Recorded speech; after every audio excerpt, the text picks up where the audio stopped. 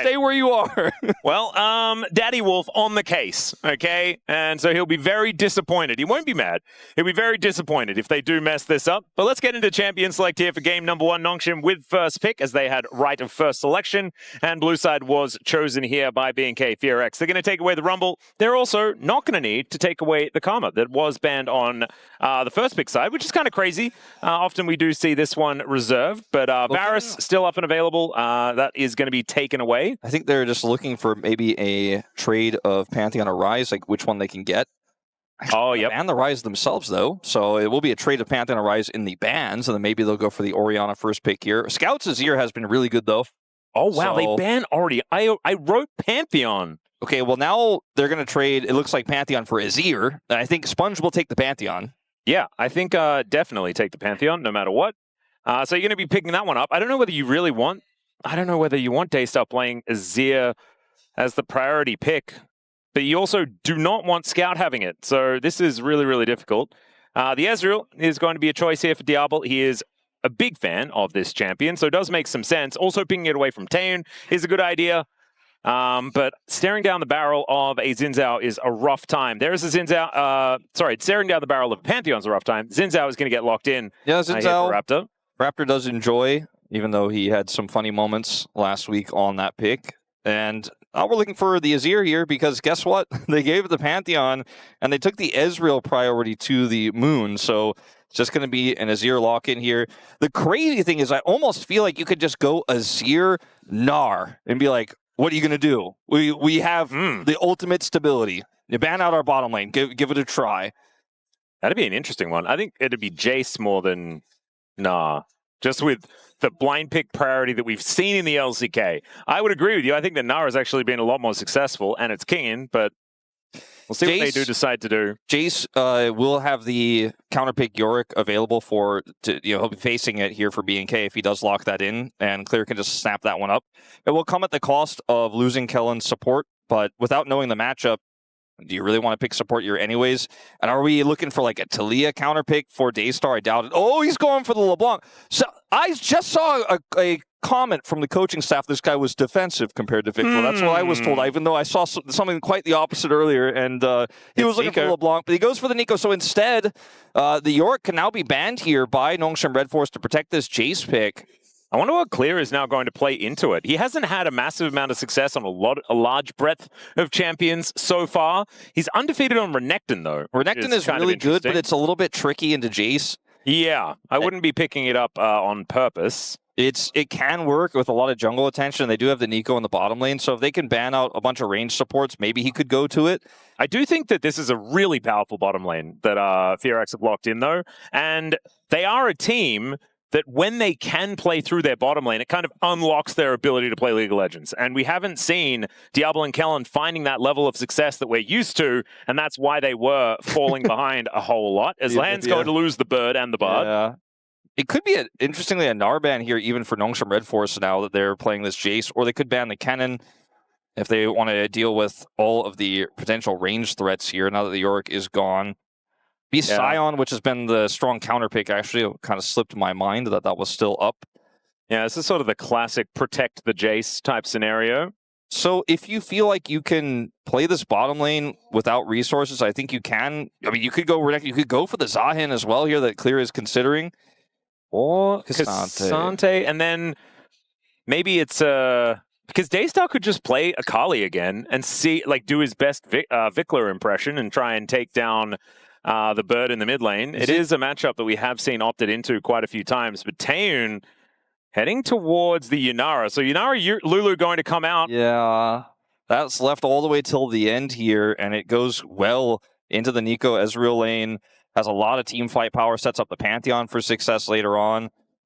And we'll see what the response will be here in the mid lane now, finally. Daystar once again looking to pull out the Akali counterpick to the Azir. And this draft for BNK feels all over the place to me because it has a lot of engage opportunity with this Neeko, and there's great frontline for the Ezreal, but isn't necessarily a front-to-back comp with the Akali aspect. But the Akali can do really well into the Azir matchup.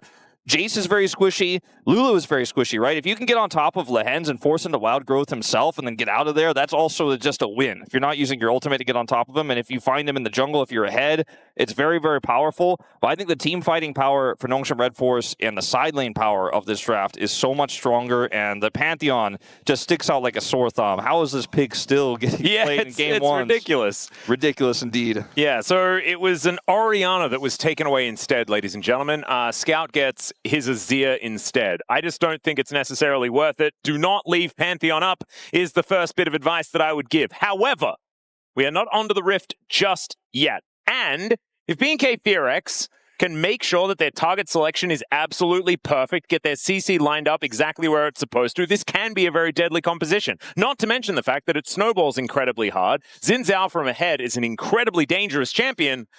But these are a lot of things that are what ifs. And then on the other side, you've got Yunara Lulu, which seems like really free in the late game. Azir is very good at not only peeling for the Yunara, but also doing a lot of consistent and largely AoE damage. It is just a really rough time here if you're a BNK FEARX fan out of Champion Select. But let's get onto the Rift for game number 1.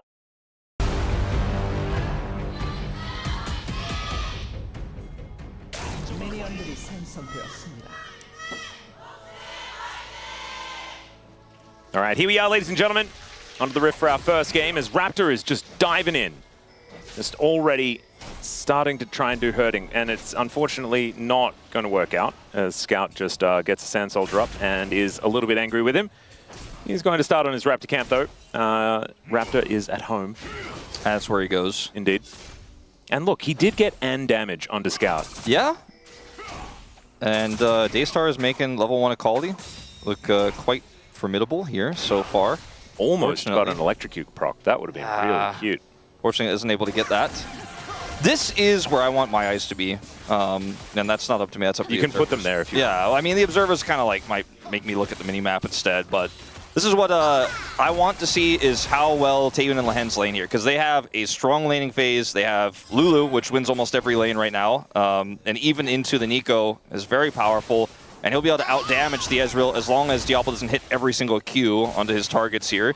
Should be able to get a lot of pressure here. And if Taeyoon and Lehends just say Pantheon, you know, if you just kind of hang out around here, they'll win by default. They could also try to make sure topside gets ahead. So those are the choices they have here. They don't need to necessarily play through mid with Sponge. So my biggest thing is, again, Lehends, please just stay here. And here comes Raptor. Yeah, what about the level 3 gank for the Zhao, who is wrapping around, thinking about maybe going for some counter jungling first, as the Gromp is up. He will spot Sponge moving his way over, and he's looking a little worse for wear. Just dives in straight on top of this Pantheon. Wind becomes lightning. Should be able to get the 3-talon strike here, and there's the flash. The immediate follow as Raptor is looking to get on top of him. There's the audacious charge. One more auto. First blood solo bolo in the jungle. And also, they've pulled Lehends out of the lane here, so he can come over here and try to secure this kill. He needs to be very careful about how he plays this. He just needs to tag Raptor. He might have to flash for it. Yeah, that's a slug. Yeah, they got so unfortunately, Taeyoon gets the kill. It's an absolute disaster in the end. They do lose a little bit of the minion wave for it, but it's worth it in terms of the gold they pick up here. So Taeyoon did, in fact, drop that wave to go up there, finds himself down a wave of CS as a result, as the dust settles here. Oh, is it worth in the end? I think I'm going to say no. I think absolutely not. Because this also isn't Raptor getting a massive camp lead or anything like that. He just got the single kill. And we'll have to just go back to his jungle delayed anyways. So, like, Sponge is already back on his camps. So he has the better initial buy, I guess. But like you say, Sponge gets out onto the map. So it's not exactly a huge thing unless they meet. And that extra longsword is going to provide a bit of extra something. I think that's clutching at straws. Diablo's going to try to keep this wave in a frustrating spot here. But, you know, how much do they really care about that right now with a recurve bow and boots in inventory for Taeyoon on first back? Feeling pretty good about that, as this has not been great. We've talked about this a lot. Scout is on this list as well. Yeah. But he is one of the better Azirs in my mind from the eye test of what we've seen so far this season. Oh, absolutely. I think we have a lot of players that are very good at Azir. Azir just hasn't necessarily been fitting in with the winning formula here at the LCK at this particular point of the season. But I'm like... Yeah, I'm a little bit concerned just because of how poorly that initial first blood went for Raptor after the fact, because it was I really liked the idea, right? Yeah. Being able to try and push the Pantheon behind is a really good thing, but it just didn't really work. And so now I'm hoping that he's not feeling, you know, not confident anymore to go for these more aggressive plays, because I think they need to if they want to be winning this game. As Daystar going down relatively low here. Like you said, Scout. This draft really needs to get ahead, needs to come online early, and it initially looked great, but he's coming for a second pass here. Now, Taeyoon did not flash, nor did Lehends actually on that last exchange. He's seen on this ward, and they should be totally fine to just kite back here to the turret. Kellin's going to flash, does get the flash out of Taeyoon. Didn't have level 6, so he wasn't dashing anywhere. So that is a good exchange. Trading the Neeko flash for that of the AD carry. Always going to be a good move. Although, I guess once you do... Level 6. Oh, there is the Emperor's Divide onto Daystar. He is in the Shroud, but does have to backflip to try and get himself out of the way. No flash going to be expended for either mid laner. Daystar looking a little worse for wear. Certainly walking the tightrope. He's doing really well, though, in farm. Yeah, I'm still going to have to keep raising my eyebrow at that statement about him being more passive than VicLa, but you know, there were some moments where I would agree with that statement, but Scout here also now potentially vulnerable. He still has his flash, but no ultimate. There's the flash in from Daystar, looking for the angle as Scout doesn't have any mana, and he hits the backflip. It's just a solo kill. Raptor was just there for a little bit of, you know, friendly. Moral you support. can do it. Yeah, the moral support sends out. You love to see it. And wait, now Daystar's done it as well. My God. What is it with this team's Akalis and just getting solo kills against world champs? Yeah, it's... Well, I mean, let's go with MSI champs and world champs. One of the two. All right, well, that I don't think was supposed to happen that way, but Daystar is showing why he picks Akali, even though the last time we saw it, it was a little bit of a question mark in the draft. This time around, you know, if it gets ahead, I think it absolutely can work, but I was not expecting that. And watch him here have, obviously, level 6 picked up a little bit later. He knows Scout doesn't have his ult. He flashes in for this, gets the 5-point strike, gets the electrocute proc, bounces back here. That's it. And he's just telling Raptor to back off. Yeah. He's like, don't worry about it. Raptor's like, oh, okay, whatever, man. Chill out, Daystar. Well, he's got his Hextech cookie, looking to do a little bit more damage. As finally, we're going to check out the top lane, Wolf. I know this is exactly what you wanted to see. Most of this game is K'Sante versus Jayce matchup. Man, I'm floored already. This is so exciting. Oh, man, too much excitement. We had to leave. Yeah, let's go back to the bottom lane. Okay. That's where I'm interested in. You were just watching the minimap that whole time, weren't you? You were just looking at the little bottom lane icons, weren't you? That's what you were doing. You weren't even paying attention. I was the ludicrous amounts of action that we saw with K'Sante versus Jayce. I was constantly tracking Kellin's transformations to make sure I knew who the real Ezreal on the minimap was. Oh, cute. You know, just never in doubt.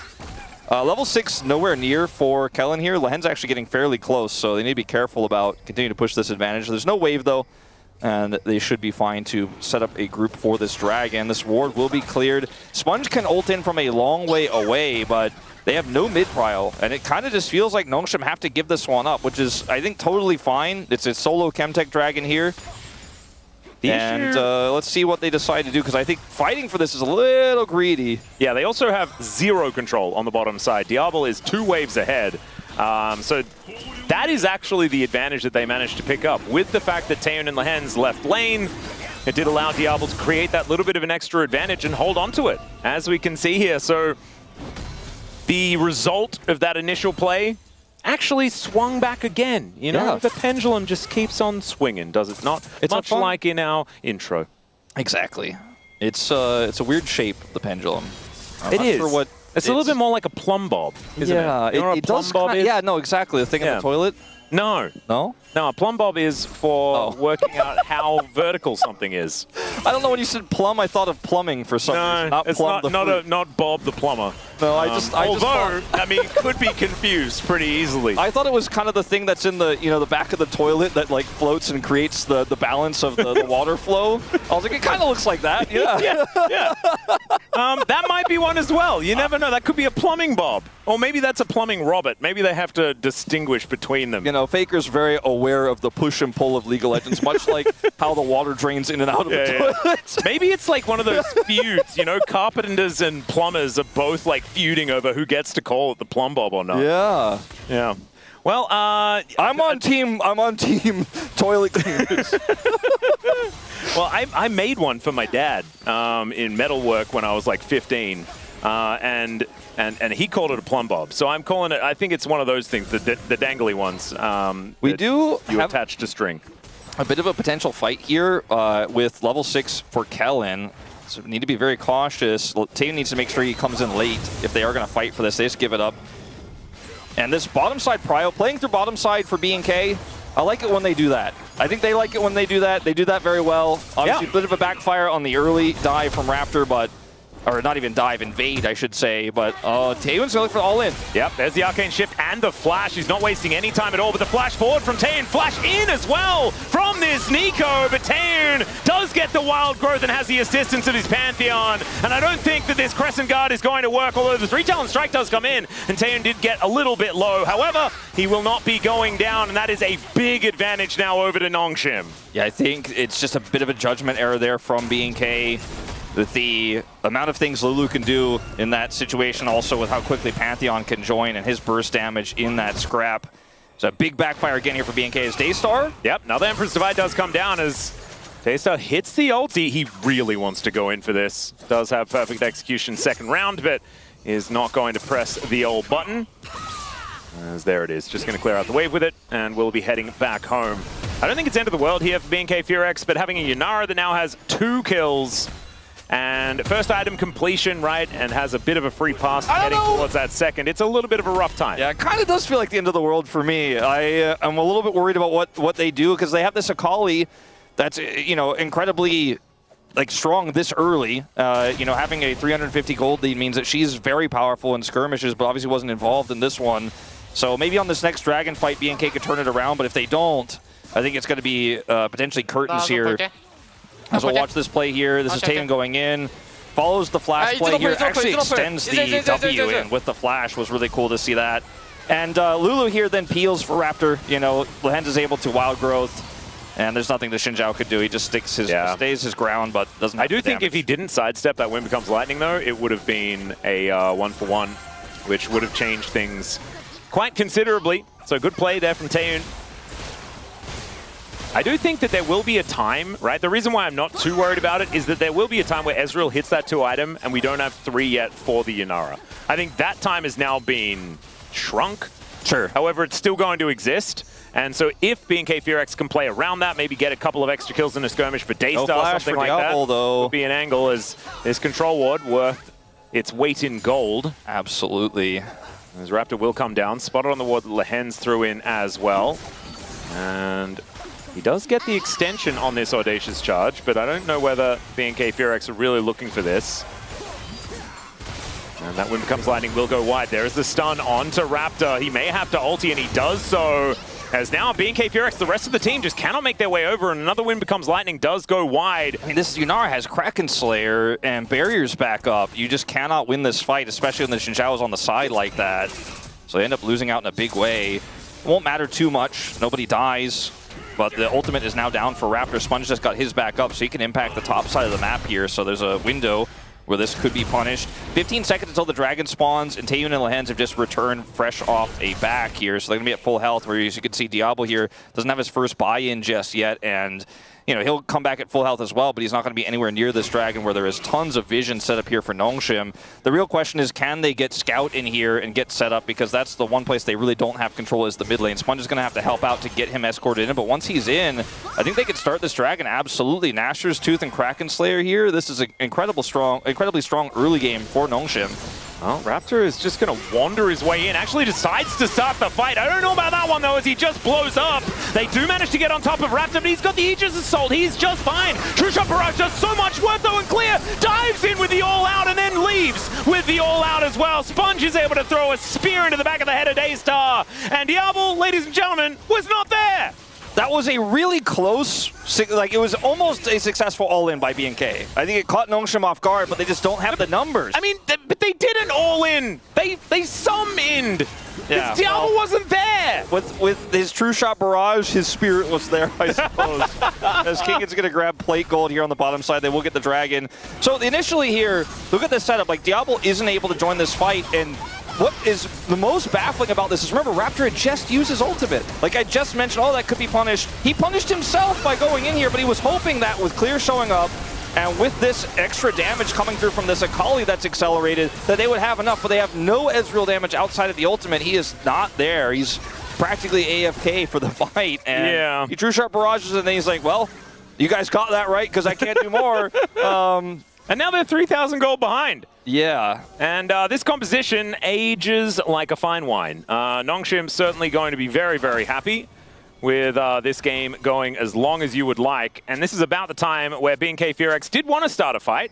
The problem was they did so without their team, which is going to be a good idea for next time, as Sponge looks for a little bit of a stun here, gets backflipped on. True Shot Barrage once again going to be the contribution here of Diable, who might even be able to get a couple of autos, but he doesn't have a support, and Kingen is dancing down from the top lane. Flash comes through from Daystar, who backflips out of the way of Kingen. Will be slowed down by the Wind Becomes Lightning. They only lose their support this time, but it is once again a little bit of a split fight scenario for BNK.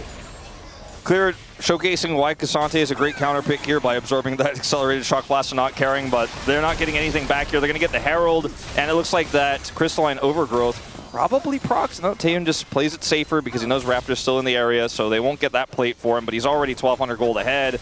And the Herald will guarantee some plates probably in the mid lane soon after it's taken. Yeah, this is like, when I look at this situation here, they have limited vision. Like, they have vision in this area, so they think it's enough, but they don't have vision in the brush.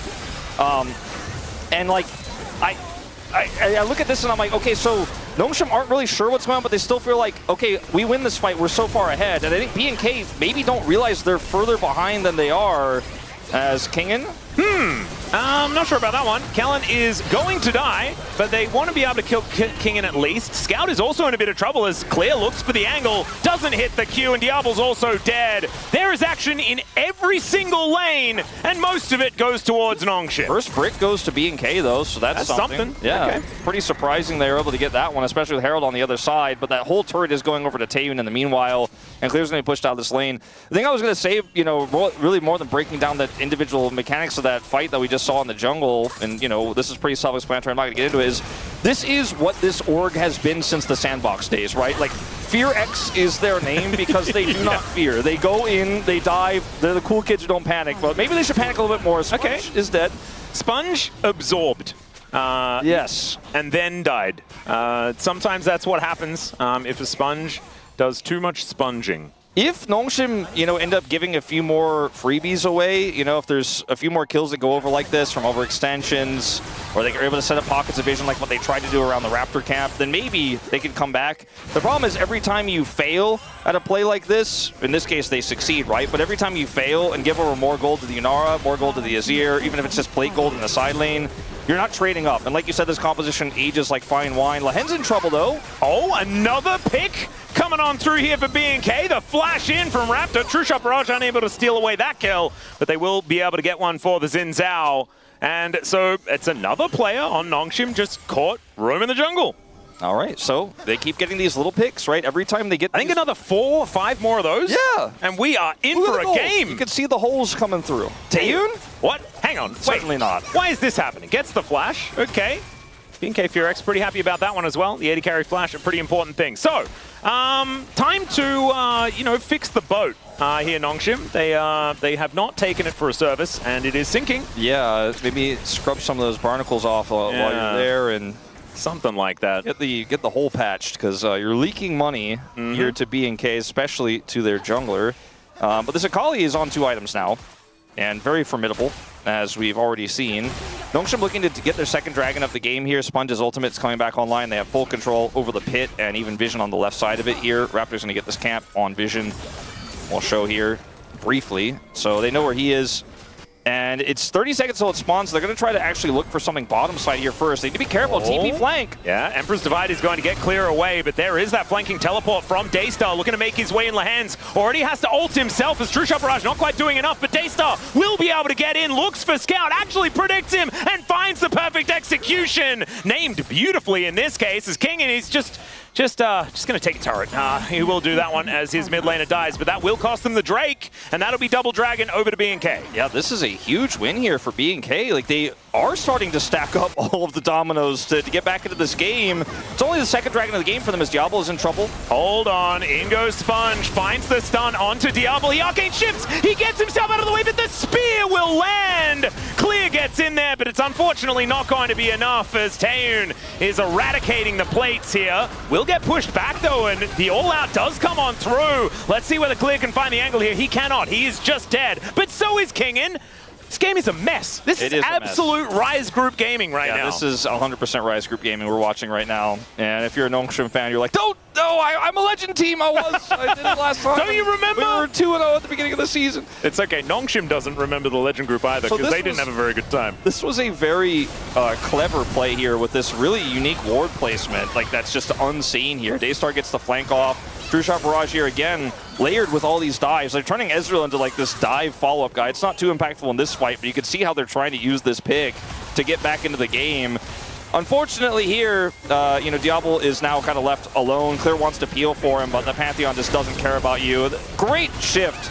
Still sniped. Oh man, yeah. Beautifully done there by Sponge. I think it was blind. It was. As well, so really, really nice work. And then, you know, the rest of this fight, a little bit broken up. Kingen is trying to go in and look for this kill onto Kellin, who gets his ultimate, gets the kill, but does end up dying while they kill the Cassante on the left side. Nongshim can't really bail Kingen out there. At least he gets one for his troubles. He is actually quite far ahead of his opposition in this game. Does have 4 kills to his name. And starting Baron, because this Yunara is on 2.5 items. Wow, that's so many control wards. That is absolutely insane. Well, this Baron is going down extraordinarily quickly.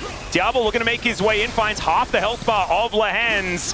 Raptor, can you actually get in? This is going to be a 50-50. What the hell? It is taken by Sponge. The Emperor's Divide onto Raptor is going to interrupt the ultimate. Daystar gets into his shroud as Kellin on the backline looks for the angle. Perfect execution, and down goes Taeyoon. Sponge finds another beautiful spear, and Diable gets over the wall to escape Kingen's wrath. 2 Barons survive, but they go 3 for 3, so probably still fine here for Nongshim. For Nongshim, I think they're pretty happy with this, especially because of that flash that got used by the Ezreal. This is still a very, very close smite fight here. Too close for comfort. Raptor is trying to get it. It's not a good Baron, no, is what we're going to say. It's not Clay. It goes down to 200, is secured ultimately, though, by the patient Pantheon. And then backs away. This angle here from Kellin, by the way, almost could have won them the game. Yeah. If they were in a better game state, or if they were ready to follow up, Diable wasn't in position to do all of the damage there. He actually walks the tightrope quite well, but has to ultimately flash. That's another win here for Nongshim. They get the local gold from the Baron, as well as still have a few of those buffs alive on their top side. So it's not the greatest Baron. Like we said, it was not the most safe Baron to take, but they still end up walking away with a lot of advantages here. And the IE is nearly done here for Taeyoon. Once that's done, they can do almost whatever they want in this game, and the Azir gets stronger and stronger here as well.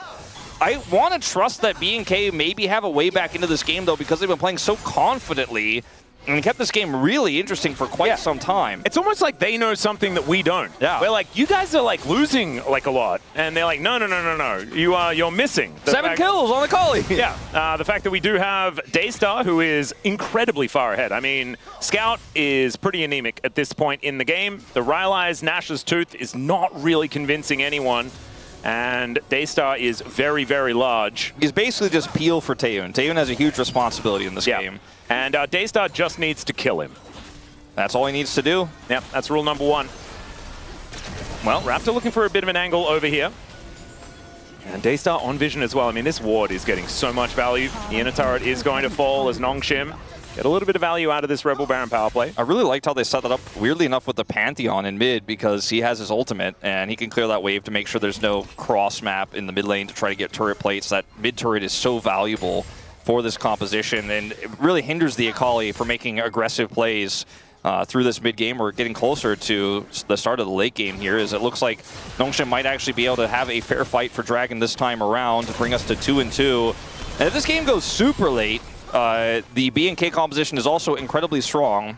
Yeah. I mean, yeah, if Clear becomes, you know, a super tank that's able to really take control of these games, like maybe there is going to be an opportunity there. But I do feel like there is a severe lack of AoE damage from BNK FEARX. So it means their target selection has to be absolutely perfect. And only Raptor has really consistently been able to set up engages onto Taeyoon with his winds become lightnings. You know, otherwise they don't really have point and click to lock this Yunara down. So if Taeyoon just kind of hides, like Clear has to flash all out to like pull him back in, and then Daystar knows where he's going to be and he can actually hit some buttons. Like that could be the angle. If Taeyoon makes a huge mistake and gets hit by Kellin's root or something like that, then everything can change. He doesn't have cleanse, but as long as he plays safe, he has the polymorph to defend him, he's got wild growth, he's got Scout's ultimate. If everyone just stays grouped, like I feel like this Nongshim composition can't lose from this stage, but we'll see, because this game has been pretty wild, and the Akali will basically one-shot Taeyoon. Well, let's see. Nongshim getting to work on another inner turret, will be the last one to go down. BNK FEARX, I think, looking to try and defend this one, as it's still pretty healthy. Diable doing so. Does Maybe not quite Dragon, Nongshim, the Dragon is up. What would you rather have, an Infernal Drake or one plate on the turret that you didn't get, actually? Some crystalline overgrowth is going to be what Daystar collects here. Daystar is like chilling. He's like, thank you guys for taking this Dragon so slowly. I'm getting even richer. Well, Trishot Barrage was spotting to see whether they pulled the Dragon out. They do see that it is going down, but it's 2 Dragons apiece. Not really end of the world to give that one up. Would have been nice for BNK to collect it. Would have provided them a bit of a win condition, but unfortunately, the best that they can get at this point in time is a not lose condition, which is everyone being alive and being able to wait for some of these flashes to come off cooldown. It's pretty crazy this season. We've had so many players come up from challengers, return from challengers, like Daystar, Effort, and come in lazy feel, where you're like, wow, the whole team looks different when this guy is playing. And Daystar in this game is the only one who can save the game somehow, some way. And you and I think, are pretty much on the same page. We don't think it's going to be likely, but he has to be the one to do it. He has so many items. He picks up an extra rod here after taking that turret down in the top lane. So he's getting closer and closer to potentially picking up a death cap here. Yeah, death cap with his Zonya's already complete. Does have that defensive option as Clear makes his way in, does push Sponge away, absorbs a bunch of that CC, and now Raptor goes in, pushes Sponge back. Not sure about that, but the Pop Blossom is so good from Kellin. They just don't have the damage. Everyone is just dead, as it's once more Diable, the last man standing. And yeah, we were talking about that target selection thing. It's important, and it didn't work. Diable, run! Well, he flashes, does have that one back up and available again. Unfortunately, it's not going to be enough to keep him alive. And that, ladies and gentlemen, will be game number 1. Nongshim managed to put them down in the end, a 9,000 gold lead, as they just wander up this mid lane to finish this one off. And I think next time around, let's hope the BNK do some better picking of champions. Yeah, the draft had some holes in it for sure. I will say, though, just like in their loss to Gen.G, BNK made the game look somewhat playable. Like, they were able to find a few angles. They were able to, you know, get some turrets down. They got first brick. They were able to catch Lehends. They caught Sponge that one time.